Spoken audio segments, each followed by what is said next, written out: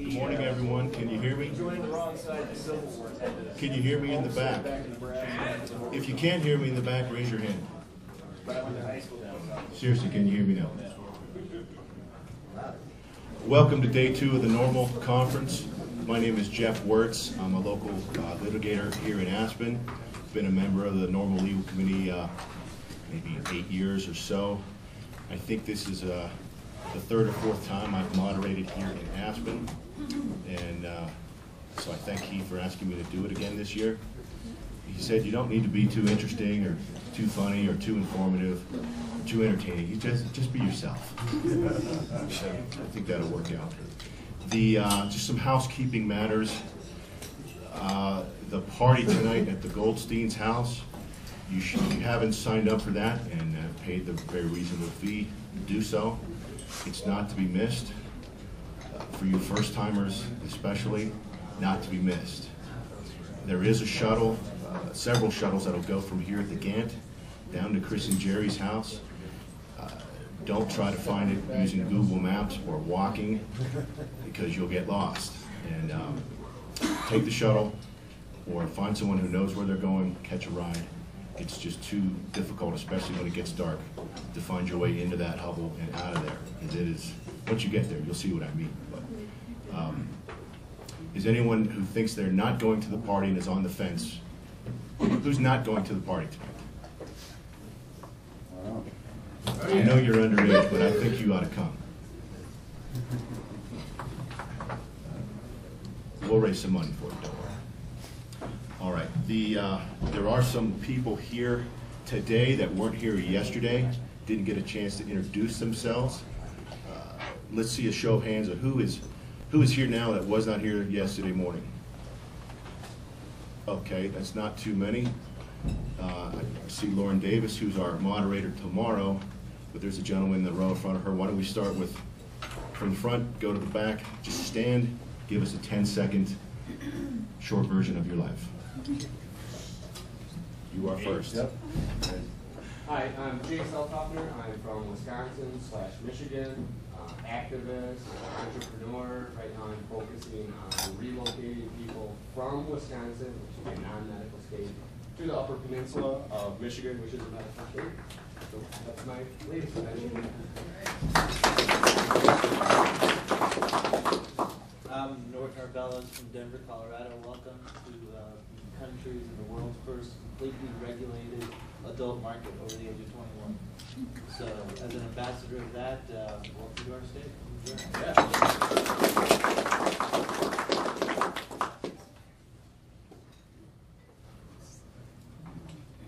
I'm Curtis Hanna. I'm the executive director of Minnesota NORML. I'm a Rastafarian and very interested in how the law intersects with religion. I'm not a lawyer, but just here to enjoy the time. And I'm also very interested in the scheduling of cannabis, both at the state level and at the federal level. Thanks a lot.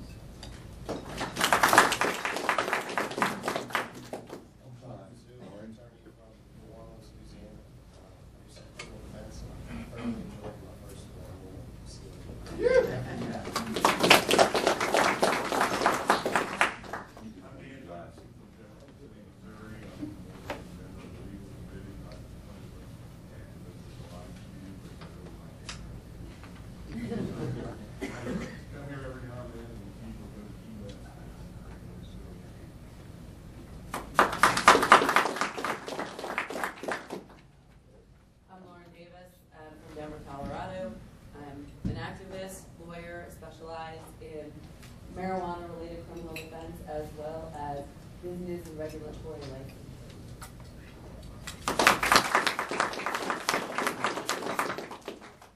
I'm April Arasati. I'm an attorney from Connecticut. I'm relatively new to the movement and the industry, but I can say that this is the best legal seminar I've ever attended. Is that all the new folks? Oh, go ahead. I'm Scott Harper. I'm from South Central Pennsylvania, and I do about half criminal work, half family law. A lot of family law deals with new law in Pennsylvania, where if you got busted for plot, they can take the kids away from you, or temporarily take the kids away from you. So I do a lot. Unless you're Amish.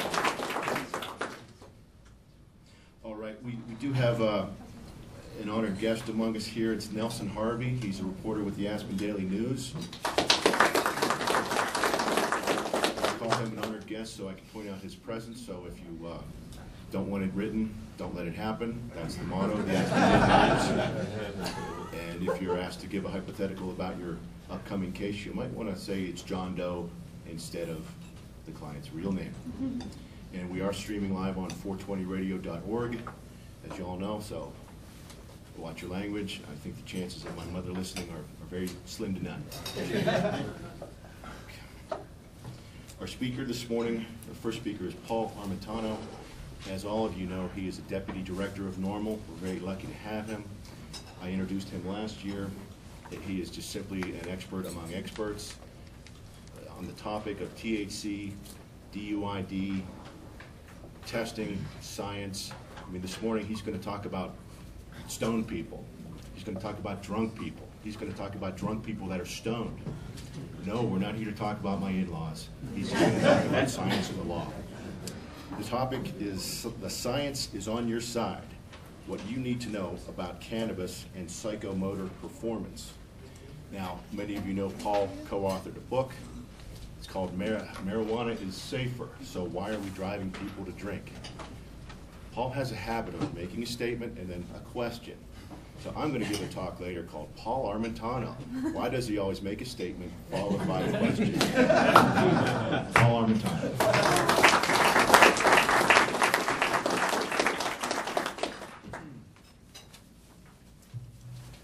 Thank you, Jeff. Thank you all for being here. Can you hear me okay? All right. Yeah, for the next hour or so, we are going to talk about the science as it pertains to the topic of cannabis and driving, which is a topic I've actually grown to laud. I did not get into this movement to be the go-to guy to talk about the science, whether it's talking about it with legal attorneys like you or with the mainstream media, but for better or worse, I've become that guy. And I've realized as we move from the theory of marijuana legalization to the practice of marijuana legalization and regulation, that this is a very important discussion that we need to have. We've been having it on a theoretical level on one level. In some places, like in Colorado, we're now having it at the practical level. And I want to bestow a lot of that common sense information on you so you can talk about this law, talk about this issue, and frame this issue in a way that is most in line with the science and arguably most benefits the consumers that use cannabis. So, first slide here notes that acute cannabis intoxication may be associated with changes in psychomotor performance. Notice that I didn't say impairment. Some changes in psychomotor performance may be equated with impairment, but other changes aren't necessarily equated with impairment. So I think it's important that we draw that distinction right away. What we do see consistently is that individuals may perform one way at baseline, and then after dosing with cannabis, they may perform slightly differently. But that doesn't necessarily mean they're impaired. Now, these changes in performance are typically dose-related. That simply means that the larger the dose, or the greater potency of the cannabis, the greater the change in performance. These changes in performance are most acute in naive users, which means more experienced users, you'll see less dramatic changes. And these changes in performance are typically very short-lived. And depending on which government resource you want to look at, particularly NHTSA, there tends to be a consensus that somewhere between 10 minutes to 20 minutes after a subject inhales cannabis, that person is going to be great. That is the point in time where they will most greatly be under the influence of cannabis. And that period of time will last from about 10 minutes to 20 minutes to about 40 minutes to 60 minutes. What we see during that time is that on performance tasks, subjects are most likely to make the most mistakes in that 20 to 40 minute window after using cannabis. And then about 60 minutes after using cannabis, they tend to make far fewer mistakes, and then within a couple hours, their performance is similar to how it was at baseline. And we see this sort of short, narrow window of changes in performance. We see that this is a fairly consistent timeline. NHTSA, the National Highway Traffic Safety Administration, says this right on their website, where they say peak acute effects following cannabis inhalation are typically obtained within 10 to 30 minutes. And then NHTSA admits in their 2003 report, which is a very good report, I would encourage everybody to get a hold of one, it's online, they say experimental research on the effects of cannabis indicate that these effects dissipate quickly after 1 hour. That's NHTSA's position on the length of time one is going to have changes in performance after using cannabis. Now, these changes in performance tend to be relatively subtle, particularly if we are comparing these changes with those we already accept to be associated with alcohol. And again, we have consistent literature showing that these changes in performance are rather nominal. Robey and colleagues in 1993 were commissioned by the US Department of Transportation and by NHTSA to do a comprehensive study where subjects were drove on a closed course, they drove in traffic, and then they drove in high urban density traffic. They drove in all three scenarios sober, they drove in all three scenarios after dosing, and when researchers, investigators looked at the results of their performance in all three driving exams, they said THC's adverse effects on driving performance appear to be relatively small. Andrew Sewell and colleagues from Yale. Andrew Sewell has written a tremendous paper on this issue called The Effect of Cannabis Compared with Alcohol and Driving. Full text is available on PubMed. Again, I would encourage you to get it and read it. Andrew Sewell said that most marijuana-intoxicated drivers show only modest impairments on actual road tests. This is an important study from 2001. This was done in the Netherlands. This is the last study that I'm aware of in the peer-reviewed literature where investigators actually took subjects, dosed them with marijuana, put them behind the wheel of a car, and let them out in public traffic. This was not done on a closed course. They had driving instructors in the passenger seat next to them. The driving instructors had a button they could push to stop the car instantly if they thought the driver that was driving in actual traffic after having smoked marijuana was so impaired that they're about to cause an accident. And this study was published in 2001, and the researchers concluded that the effects of low doses of THC and higher level driving skills as measured in the present study are minimal. Again, this is a very important study because the federal government took the time to talk about this study in their own report. And they summarized it on page 42 when they said that the task was to drive through city streets while responding to traffic controls, crossing intersections, and making turns at intersections. Using driving instructors' performance scores, Lemur and Remakers, those are the authors, found, quote, essentially no differences between the dosed and non-dosed conditions. Again, that's the US federal government speaking on the literature, or summarizing and highlighting the literature that's already there.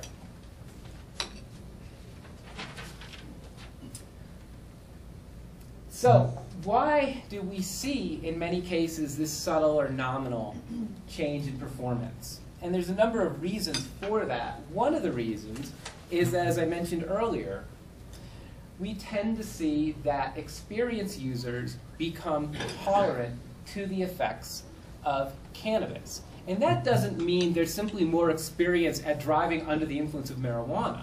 What we're talking about is that the effects of marijuana that would otherwise alter psychomotor performance, they have become tolerant, these subjects have become tolerant to those effects. And we see this consistently in the literature in about a half dozen studies now where experienced users are compared to naive users on a number of different performance task tests, including critical tracking and divided attention task tests, which are the sort of laboratory tests that are typically used to measure changes in psychomotor performance. So, and we have very recent studies by Hart, Andrew Sewell, Johannes Rahmakers, and a number of others, showing that frequent marijuana users may show fewer behavioral signs of disruption during intoxication than infrequent users, even when difficult memory tasks are used to assess cognitive performance. So it's not a matter, when one's trying to assess whether one is impaired by cannabis, it's not a matter to just look at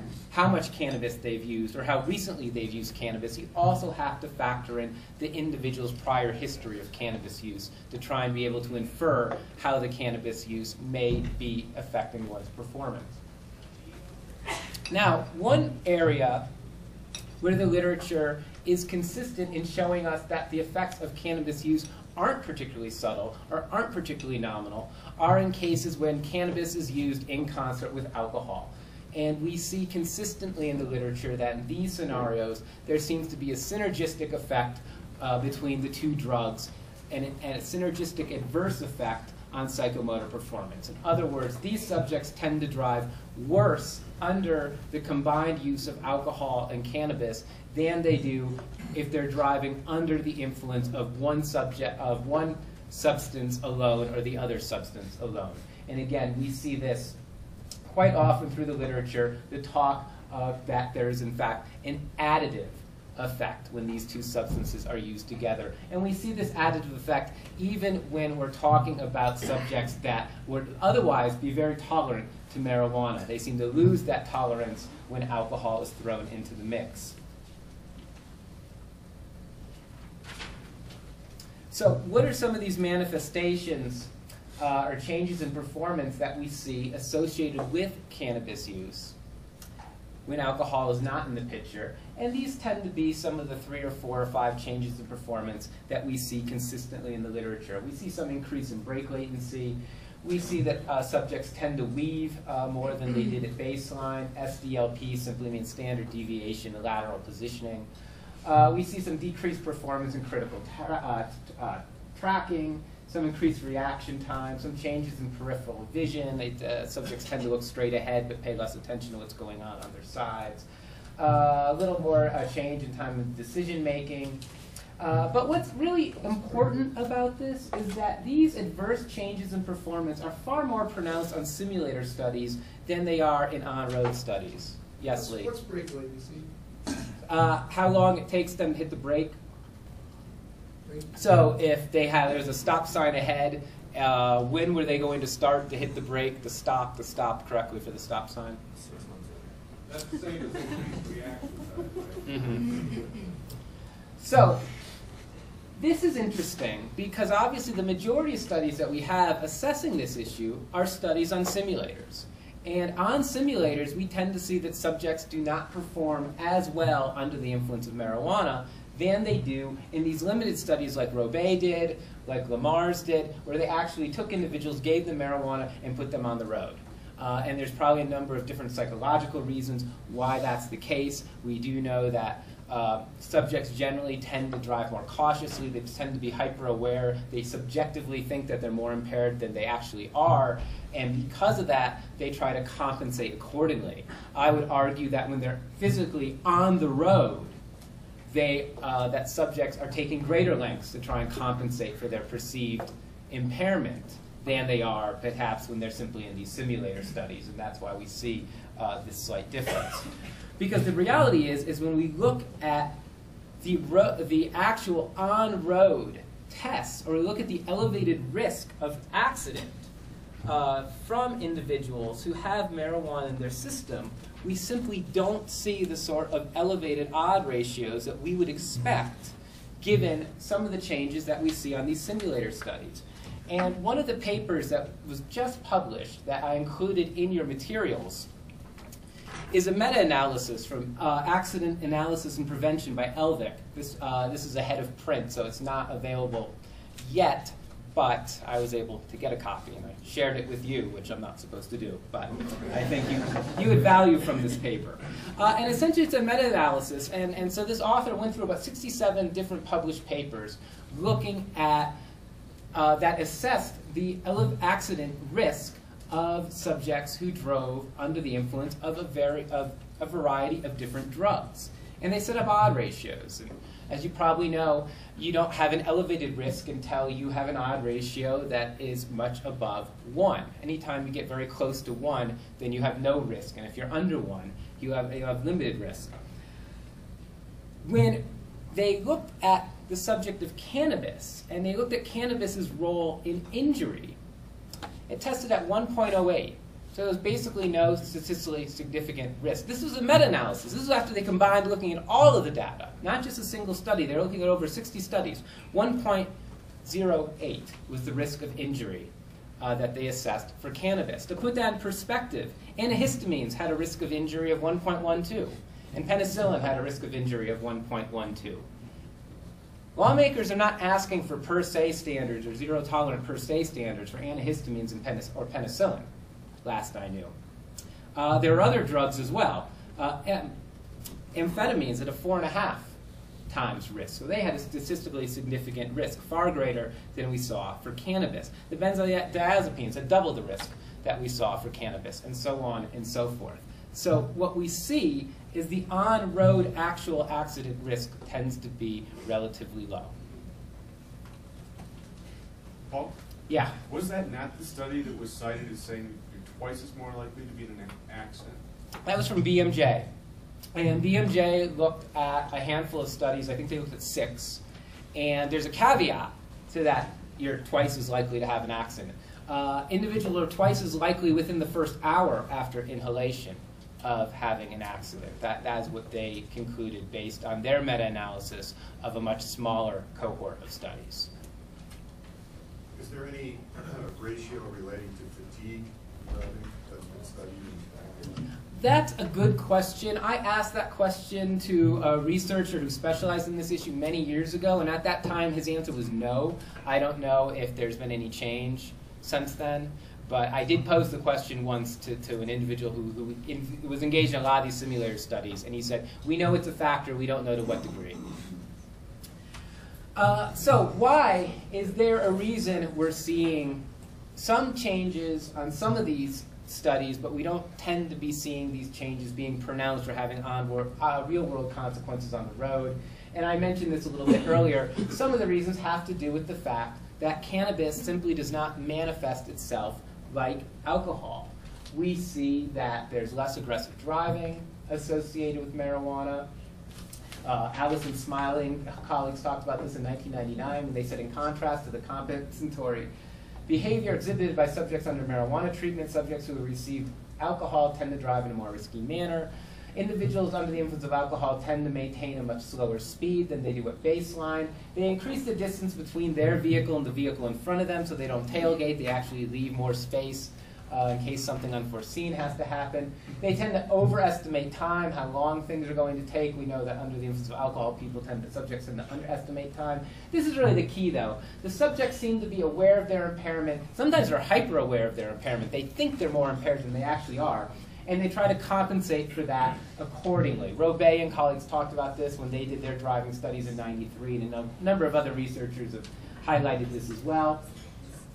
They say subjects in the marijuana group are not only aware of their intoxicated condition, but were attempting to compensate for it. These findings support the common belief that drivers become overconfident after drinking alcohol, and that they become more cautious and self-critical after consuming THC, as in smoked marijuana. And then we see this. In some cases, they refuse to drive altogether. This was a study done where researchers gave oral THC to a number of subjects and then asked them to go out and drive on a closed course. And the subjects simply refused to do so. They said, I don't feel like I'm in any condition or I can drive safely. So they refused to participate in the study. I very seriously doubt you would see those sort of results with alcohol. So, But I am willing to try. So with that sort of background, then we get to this larger sort of public policy question that ends up ending with this issue of, if we're going to legalize and regulate marijuana, then how are we going to regulate the idea, or how are we going to try and dissuade individuals from driving under the influence of marijuana? And right now, under the law, we have a number of tools that are in place to try and assist in the identification and targeting, in some cases prosecution and conviction, of individuals alleged to be driving under the influence of marijuana. We have field sobriety tests, we have DREs, we have urine toxicology results, and we have blood test results. Unfortunately, I would argue that none of these tools are particularly sufficient for appropriately or properly identifying people who may in fact be under the influence of marijuana. And there's a number of basic reasons why. The field sobriety tests aren't consistently sensitive to cannabis intoxication. The DREs, the drug recognition experts, typically receive little cannabis-specific training. The urine test results are just simply a joke. The presence of inert cannabis metabolites alone are not associated with impaired driving. And the blood test is what I'm going to finish with, because this is what's sort of the hot topic these days. But I would argue that psychomotor impairment may not be reliably inferred from the presence of THC in a single blood test. Paul, are you saying the DREs are bullshit even if they're properly done? I'll get to that. Okay, thank you. I'd say that DREs could be better trained. So, the field sobriety test. The big issue with field sobriety tests are that field sobriety tests were designed and developed to identify people that were under the influence of alcohol. And in the few cases they've been validated scientifically, they've been validated to identify individuals under the influence of alcohol. Cannabis does not manifest itself like alcohol, as we talked about earlier. So then why then would we think that a test or performance tasks that were designed to identify whether someone was under the influence of alcohol would be particularly sensitive to identify somebody who was not under the influence of alcohol, and in fact may be under the influence of a drug that manifests itself very differently than does alcohol? We wouldn't particularly expect that test to be very sensitive. And not surprisingly, we see this routinely throughout the literature. Bosker and colleagues, writing in 2012, acknowledge that standard field sobriety tests have been validated for alcohol, but their sensitivity to impairment induced by other drugs is unknown.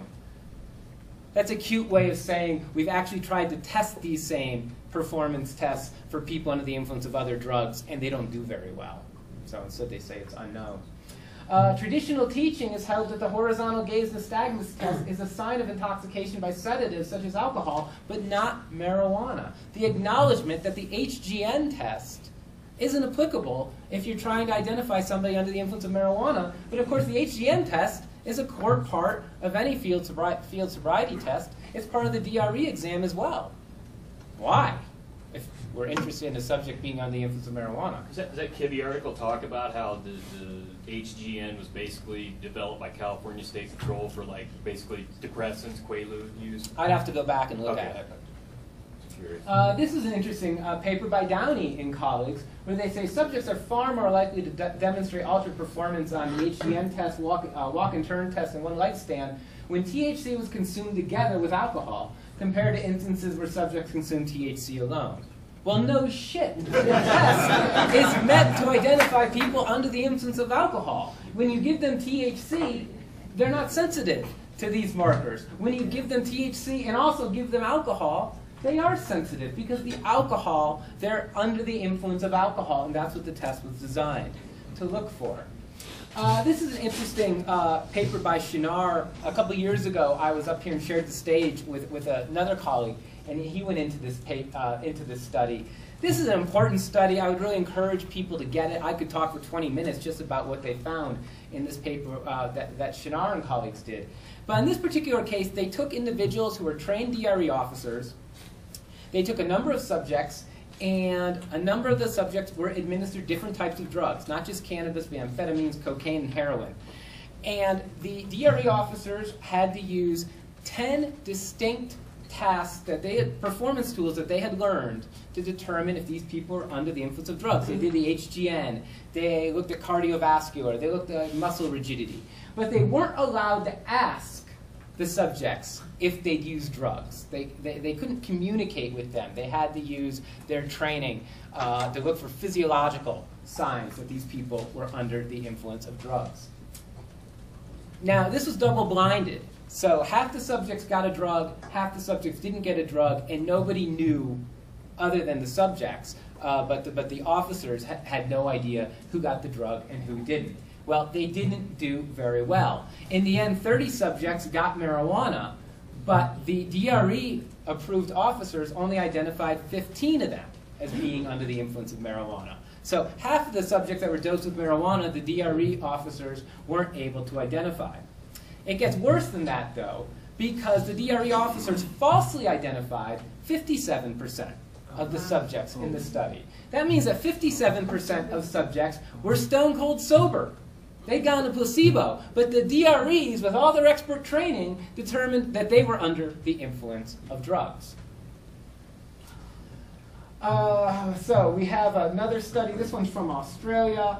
They're also trying to use standard field sobriety tests and see if using the field sobriety test they can properly identify individuals who are under the influence of various drugs, including marijuana. You see that their success rate's a little better, somewhere between 65 and 75%. This study's actually interesting, though, because the researchers actually tweaked the standard field sobriety test. They included a number of different physiological indicators and task performance that wouldn't be included in the standard field sobriety test. And only by including those different markers were they able to up their success rate, which even at its best still said they got it wrong at least 25% of the time. This is another paper from 2012 by Bosker and colleagues. This is an important paper, too. It's got a small sample size, but they found that overall, the overall field sobriety test score did not discriminate between THC and baseline. In other words, when they did the walk and turn, and HGN, and one light stand, and everything else, no matter how the subjects that were dosed with marijuana scored on it, they didn't score in such a way that was really any different than they scored before they'd done any drugs whatsoever. So in other words, the field sobriety test failed to identify anyone in the subject who was under the influence of marijuana. Again, we see this over and over again. Performance on the HGN and the walk and turn did not significantly contribute to the prediction of drug category. And then we say current field sobriety tests are insufficiently sensitive to detect, in this case, even oral THC-induced driving impairment. And I would argue that individuals under the influence of THC that they've taken orally, their manifestations of impairment or change in performance tend to be even more pronounced. But the standard field sobriety test was not sensitive enough to pick those changes up either. Addressing the DRE analysis, I'll make a couple quick comments on this. DRE officers obviously are not medically trained, but they talk like they are. They're assessing the HGN, they're looking for nystagmus. What are we supposed to believe? They're trained optometrists? Where do they get this expertise in being able to make judgments on somebody by simply looking at their eye? They're talking about muscle rigidity. Where do they go to get their medical training? They're talking about increased elevated pulse rates. Are they cardiovascular surgeons? Where did they get this training that allows them to engage in this sort of physiological evaluation and then draw these conclusions from it? I think it's important to raise that question. The DRE training itself, there's not a whole lot to it, depending on which training you want to go through. Usually we're talking about 2 weeks of training. In the case of the RIDE training, we're only talking 16 weeks. I was reading a story from Illinois just last week, and law enforcement officers were saying the sky was going to fall because Illinois was going to allow the medical use of marijuana. The cops were claiming that none of them were trained to identify somebody driving under the influence of marijuana. The cop who spoke in this article said there was a single cop in the entire state of Illinois who was trained he was a trained DRE. And he said in order to get this training, you had to go to Las Vegas, and you had to go there for many months, and then come back and you were a DRE. There may be other reasons their cops are going to Las Vegas for months, but it's not to get DRE training. And when you get this DRE training, it doesn't tell you a whole lot about marijuana. So here's the DRE training manual. It looks impressive. It's got a big binder. got so many pages, they don't even give it page numbers, I guess. But here's the subject, here's the section on cannabis. I like this first page, cannabis. The rest is blank. This page is really dangerous. They couldn't even fill up the whole page. They only use half the page. They simply stop. It says cannabis. And this tells you what the next few pages are going to tell you about. And then you get the overview of cannabis. That's a page. Possible effects of cannabis. That's only a third of a page. Onset and duration of cannabis effects. That's half a page. Signs and symptoms of cannabis overdose. That's interesting. You think that would be a very short section? What are those? Lowering of testosterone, if you didn't know. That's an overdose? That's an overdose symptom, yes. How is the cop administering the DRE exam going to discover if someone has low testosterone? Turn your head, cop. Then you have the expected result of the evaluation. And some of these are really, there's some funny stuff here. In that injection sites, they're talking about body tremors, eyelid tremors, all sorts of things that I'm sure none of you have ever found associated with. Yeah, with marijuana. Then we've got topics for study, that's half a page. And we have a couple case studies. And then we're on to the next section. We have 12 total pages in the DRE manual. And that's what they learn about cannabis. And that's how they become an expert in court, because they know all there is to know about cannabis and how things like eyelid tremors, which they constantly will check on their DRE evaluation, are associated with the recent use of cannabis, even though, as I say here, when you go to PubMed, and I do a lot, PubMed is the national federal government repository where you can look up every scientific study that's ever been published in the peer-reviewed literature. Ever. Any one of them. If it's published in a foreign language, they translate it into English for you. So please don't ever come up to me and say, oh, there was this study about marijuana and the government, they censored it, they shelved it, bullshit. It's on PubMed. Just type in its title. And if you do that for marijuana, you'll see there's about 25,000 published papers about marijuana available in the peer-reviewed literature, about 25,000 of them. Type in marijuana slurred speech, type in marijuana body eyelid tremors, or type in marijuana green tongue. These are all indicators in the indicator list from the DRE manual. These are indicators of use of marijuana according to the DRE manual. How many hits, how many papers will come up when you type in marijuana slurred speech in PubMed? Zero. Not one. Type in body eyelid tremors, marijuana. Zero. Type in green tongue. Zero.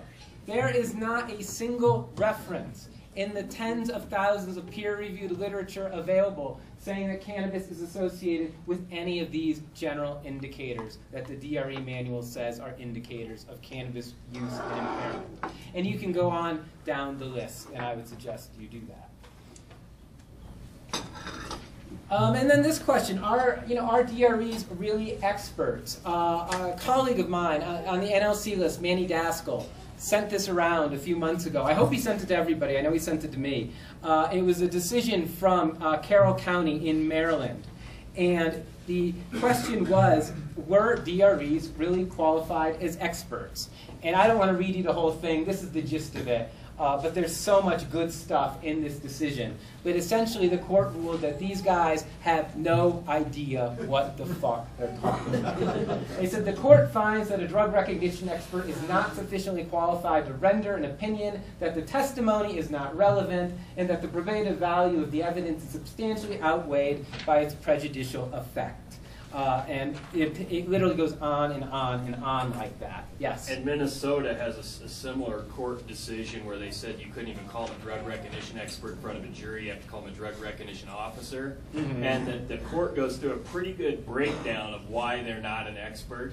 And it would be good for people in other jurisdictions if they are challenging the expert to use that, because the court breaks it down pretty well. Great, great, excellent. And I think that's like a 2004 case, like that. Okay, and I'd say this too, any of the papers I talk about, that court case in particular, if you write me offline, I have these things all saved as PDF. I'd be happy to forward them around. Okay, Yeah. I actually have a quick FST question. I've been told by a forensic expert that convergence, lack of convergence, is an indicator of marijuana or cannabis impairment or THC impairment, and slowed, delayed internal clock.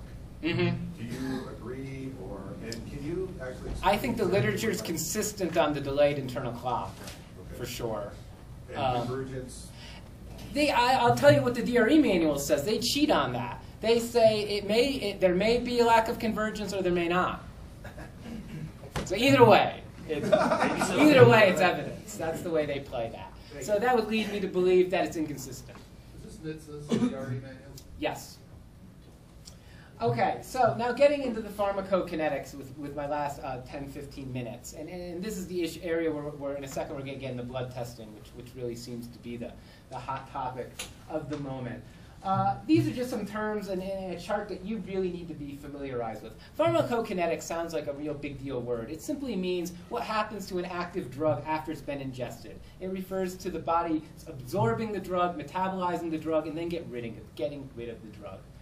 And you see this blue line that spikes immediately and then drops very quickly and then sort of slowly fades away a few hours later. That is the level of active THC in the blood after a person has inhaled a marijuana cigarette. So you see that the peak THC blood levels occur almost instantly before the person's arguably even finished smoking. Now, but then they begin to dissipate very, very quickly.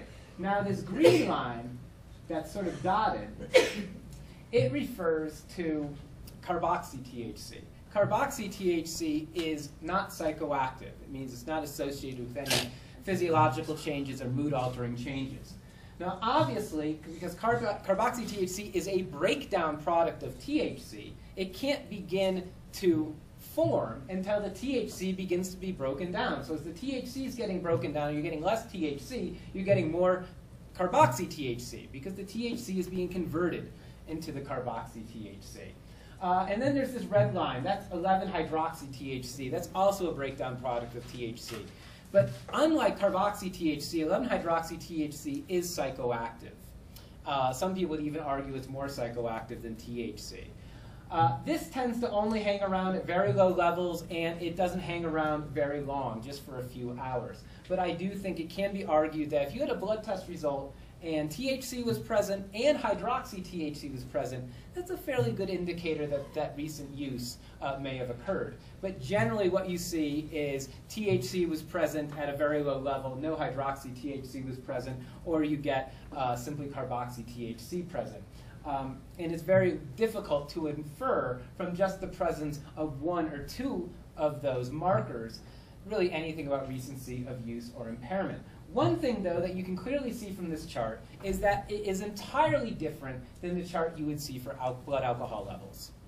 Because with blood alcohol, you would see the line of blood in the alcohol going up in accordance to the more one drinks.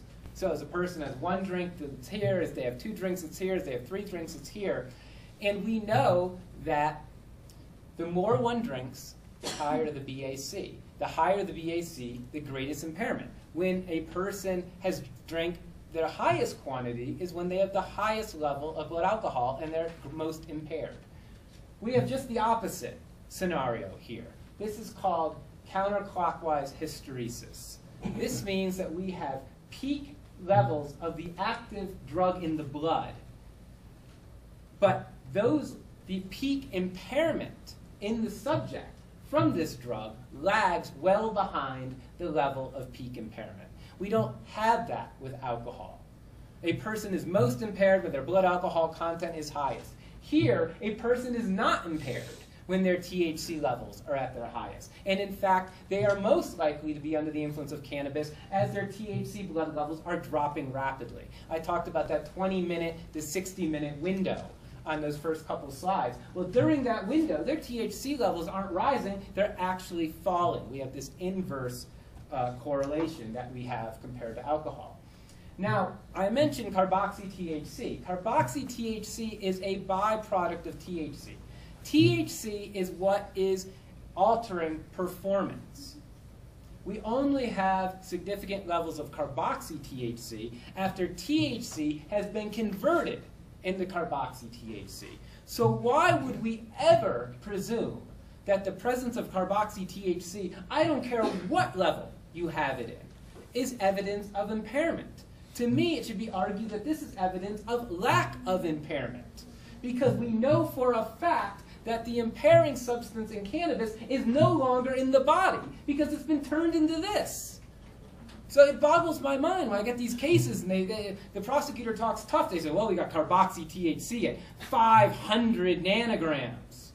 So what? You've got 500 nanograms of something that is inactive that only tells me that what was active is no longer there anymore. And so you can go down the list of looking at papers and researchers all acknowledging that there's nothing to show any sort of association between presence of carboxy-THC, which they call THC-COOH, and recency of use or impaired psychomotor performance. NHTSA admits this. Again, right on their website. It is impossible to predict specific effects based on carboxy-THC concentrations. Different agencies all say the same thing. So Society of Forensic Toxicologists says it must be emphasized that neither qualitative nor quantitative analysis of urine permits an evaluation of the effects of the drug or chemical on human behavior. Hell, the Department of Justice admits this. They say the positive test, even when confirmed, does not indicate recency, frequency, or amount of use or impairment. Even the DOT in their DRE manual acknowledges this. They say there's two important metabolites of THC. One's carboxy-THC. Quote, there's no evidence at this time that this metabolite is psychoactive. So why are we even looking for it? It's literally just done to confuse. So the final issue then here, if carboxy-THC is useless, what about the blood test? And I know just last week, Governor Hickenlooper in Colorado signed into law House Bill 1325. I believe that takes effect on January 1st. And this is going to set a presumptive impairment limit for THC in the blood of drivers in the state of Colorado. The law says that THC in the blood at present of 5 nanograms or higher, quote, gives rise to permissive inference that the defendant was under the influence. Interesting, it says not under the influence of marijuana, it says under the influence of drugs. So I can't imagine, but so many prosecutors are going to try to argue someone's under the influence of cocaine because they had 5 nanograms of THC in their body. I guess under the law they could technically try to do that. So will they be successful? Should we be worried, thinking that, oh no, there's now this presumptive standard, and the onus is going to be on the client to show why, in fact, he or she may have tested positive at 5 nanograms or higher, but in fact wasn't under the influence of marijuana? And again, I think that as a presumptive infirmant, the data isn't very strong, justifying that one can make this presumption based on the presence of THC in a single blood sample at a level of 5 nanograms or higher. And again, I like to look at NHTSA. I like to look at what the federal government says. This is what NHTSA has to say. They say, in terms of trying to infer impairment from a toxicological sample, it's arguably best that we use plasma. We're still not using plasma, we're using whole blood. Plasma is a more sensitive indicator. They suggest we use plasma, but they acknowledge that toxicologists have not come to any sort of consensus as to what these levels should be. And that's assuming they're using plasma, which of course they're not. Then we have Robey in 1993. This is, of course, from the Department of Justice study, or Department of Transportation study that was funded some years ago, and where they acknowledge, look, one of the reasons we took these drivers, dosed them, drove them on a closed course, drove them in heavy traffic, drove them in high-density urban traffic, and tested their blood levels, was to see if we could have predictive THC blood levels that we would associate with impairment. They talk about this right at the conclusion of the study. Drug plasma concentrations and driving performance. Quote, one of the program's objectives was to determine whether it is possible to predict driving impairment by plasma concentrations of THC and or its metabolite carboxy-THC in a single sample. The answer is very clear. It is not. This is your government. telling you, we tried to do this. We couldn't do this. They went on to say, plasma of drivers showing substantial impairment in these studies contain both high and low concentrations, and drivers with high plasma concentrations showed substantial but also no impairment and even some improvement. In other words, there was no one-size-fits-all. There were some individuals who drove very poorly with very low levels of THC in their blood. There were some individuals that drove just fine with high levels of THC in their blood, and there was everything in between. Again, regarding no consensus, let's see. I point to NHTSA. Again, this is right on their website today. National Highway Traffic Safety Administration. You would think if any administration federally was concerned about drug driving or marijuana in driving and would be pushing this sort of junk science that's sort of going state to state to state right now, it'd be NHTSA. They're not. You can look this up and see it on their website today. It is difficult to establish a relationship between a person's THC, blood, or plasma concentration and performance-impairing effects. It is inadvisable to try and predict effects based on blood THC concentrations alone, and currently impossible to predict specific effects based on carboxy-THC concentration. That is the official position right now of the United States National Traffic Safety Administration. And we need to be putting that out there. Even Marilyn Eustis, who is arguably maybe the loudest voice at the federal level pushing for these sort of standards, even when she's put on the spot, admits there is no direct correlation between driving impairment and THC concentration. That's right from her most recent paper. An interesting story about NHTSA, though. I was asked to testify about 3 months ago in Washington State before the House Committee on Public Safety about the 5 nanogram per se standard that was recently imposed in Washington State. And they brought in the state toxicologist to testify. They brought in some defense attorneys. They brought in some cops. There was me. There was Andrew Sewell from Yale. There was Marilyn Eustis. And the chair really wanted to bring in a spokesperson from NHTSA. Not surprising, one would think NHTSA would really have something to say on this. I'm well aware of what NHTSA has to say on this issue based on their writings. And believe it or not, given the level of discourse we are now having around this issue, NHTSA said they had no comment and refused to make a spokesperson from that agency available to testify. If you can imagine that. The federal agency that governs traffic safety has no comment when asked to testify at a public hearing on what is really the traffic safety issue of the day. And that shows that I think NHTSA feels that they are in a bind. They know the science says one thing, and they know the politics are pushing them to say something else. So to wrap this up as well, what are some other problems why we don't have this one-size-fits-all ability for THC blood levels? We see this wide variance of THC's effects from user to user.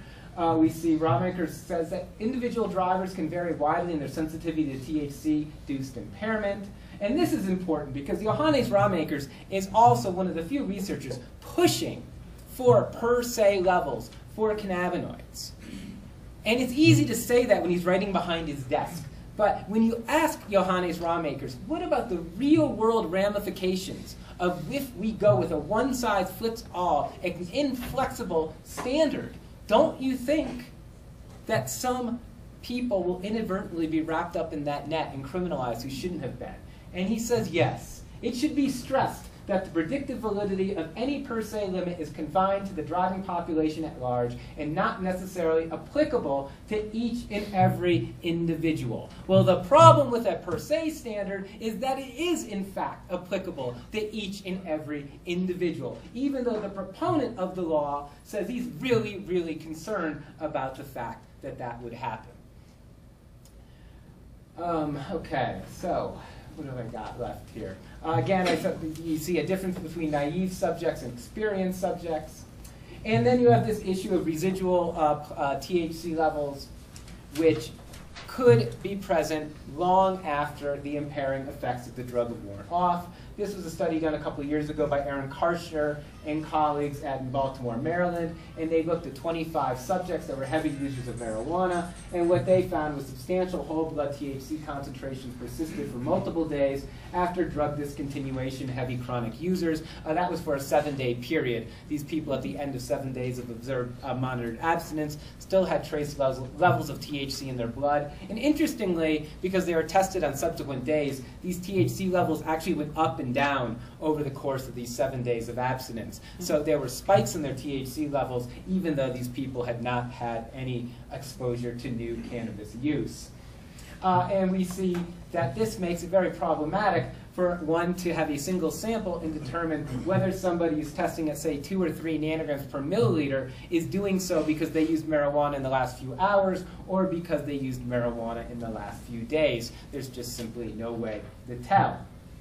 And we have Gisela Skop from Belgium and her team talking about, we detected the presence of marijuana, of THC in the blood 24 to 48 hours later, and they also assessed these subjects on different performance and cognitive tests and found that they couldn't find any level of impairment based on any of these subjects at the time of the sampling 24 to 48 hours later.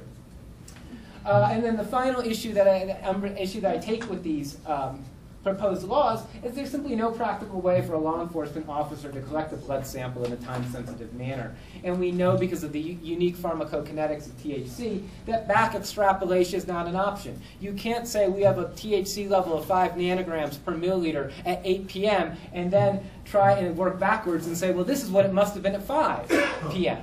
We don't have the ability to do that. And since we're not doing these sort of tests on the side of the road, what does this information even mean? Even if we could do it at the time of the focal event, there's so many different factors that would limit the strength of this information, but we don't even have the ability to do that. These tests generally aren't performed until hours after the focal event has taken place. So, in conclusion, cannabis may influence psychomotor performance, but this influence is relatively small and short-lived. Cannabis's impact on psychomotor performance differs significantly than those of alcohol. Standard field sobriety tests were designed to detect alcohol-induced impairment, not cannabis intoxication. DREs receive little training in regards to cannabis. DRE protocols are not scientifically validated. And the unique pharmacokinetics of cannabinoids make it largely impossible to correlate impairment of performance with the presence of THC or its metabolites in a single sample. That's what the science says. Use the science. These are just some testimonials from attorneys that I have assisted with this science in their DRE cases, and it works. So I implore you to ask questions, talk to me during this conference while I'm here. I'd be happy to send you some of the research I talk about, but get familiar with this science because the science is clearly on your side. Thank you.